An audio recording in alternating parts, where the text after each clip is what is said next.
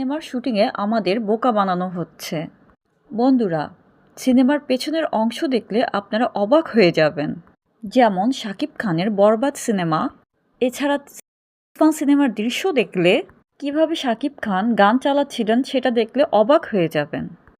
এগুলো বাস্তবে দেখতে অনেকটা হাস্যকর মনে হয়। চলুন আজকে দেখে আসি আমরা বিখ্যাত সিনেমার মজাদার দৃশ্য। তো প্রথমেই দেখুন বরবাদ সিনেমার প্রথম দৃশ্য।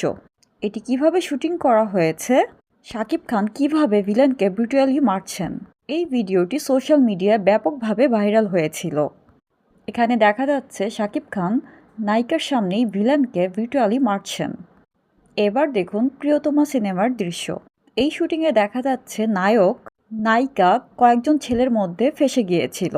ভিড়ের মধ্যে কেউ একজন নায়িকার মাথায় বোতল দিয়ে মাথা ফাটিয়ে দিচ্ছে। এবার আপনারা দেখবেন তুফান সিনেমার শাকিব খান কিভাবে মেশিন গান চালাচ্ছে। তার এই মেশিন গান চালানোর দৃশ্য ব্যাপকভাবে ভাইরাল হয়েছিল, কিন্তু বাস্তবে দেখে মনে হচ্ছে শাকিব খান একটি খেলনা গান চালাচ্ছিল। শুধুমাত্র বাংলাদেশেই নয়, প্রত্যেকটা সিনেমাতেই এই ধরনের হাস্যকর দৃশ্য দেখতে পাই, বাট